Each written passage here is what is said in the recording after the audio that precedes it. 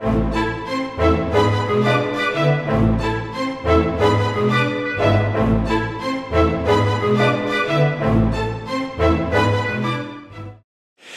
this year we did a preview of our mobile data traffic forecast, and we're estimating that mobile data traffic is going to increase 39-fold between 2009 and 2014. So really some very, very dramatic growth rates that this industry is going to be seeing. Yeah, well, in Latin America, they're going to be, by 2014, they're going to be accounting for 5% of the world's internet traffic on a mobile data network. Now, this is up significantly. Right now, they're just at a fraction.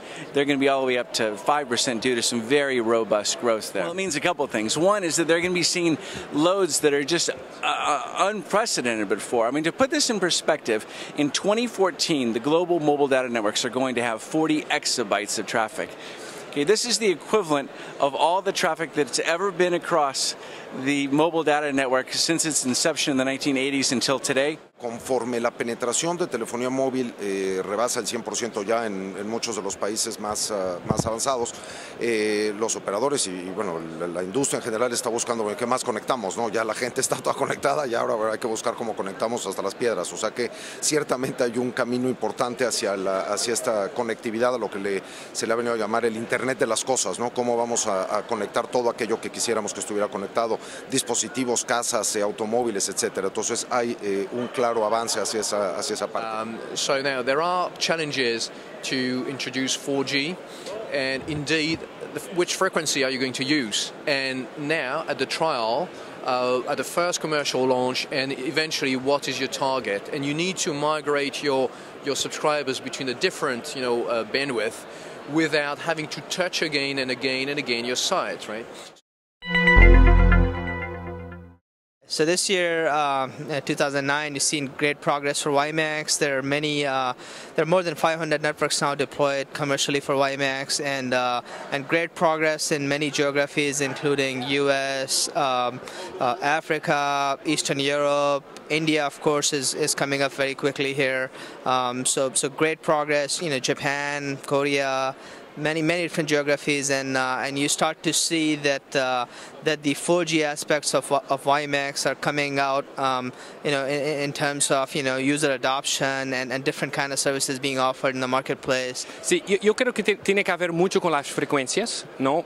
Como te decía la última vez, continúo creyendo que los operadores de mobile, no van a continuar apostando en HSPA Plus más LTE, y los operadores más fixos que no tienen las frecuencias o los Spectrum, ¿no? Entonces ahí tiene que avanzar un poquito en WIMAX en casos muy específicos, ¿no? To have the choice of either technology is really, really fantastic.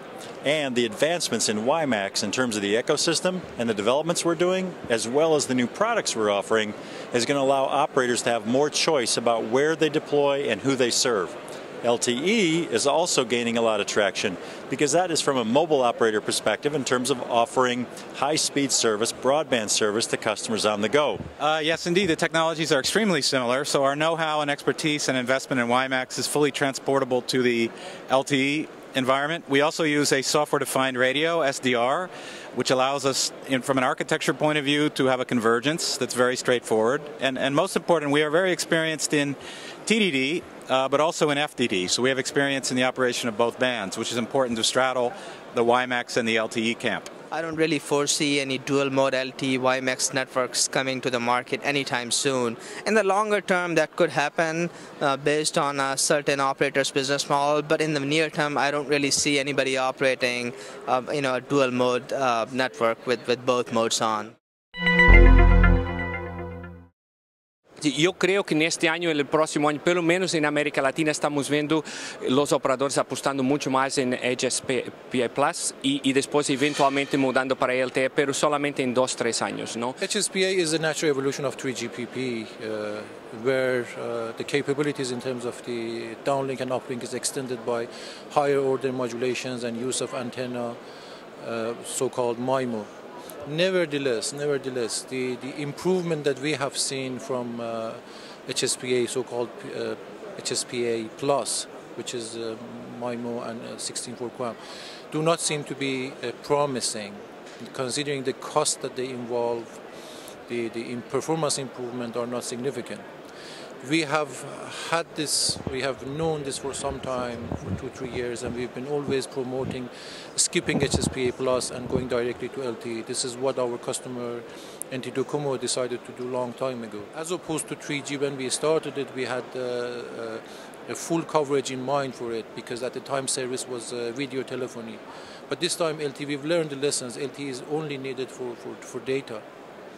Therefore, we put the investment in an area that the capacity is needed, an area that the revenue is generated. So this basically brings us to a new deployment scenario.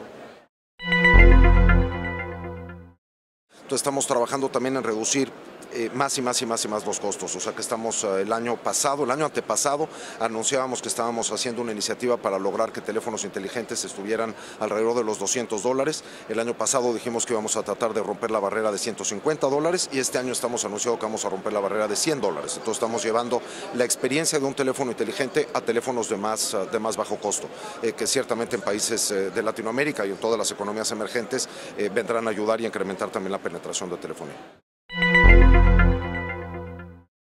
Well, you know, if you think about the fact that within 2 years there will be more mobile devices than there is population on the planet, the service providers have massive security issues because people want to do on their smartphones what they've been doing for years on their laptops. And if you think about the parallels between what happened in the IT industry with securing laptops, the service providers and companies are facing the same challenges today, which is how do you secure pervasively devices when you're talking about tens of millions, billions in the not too distant future?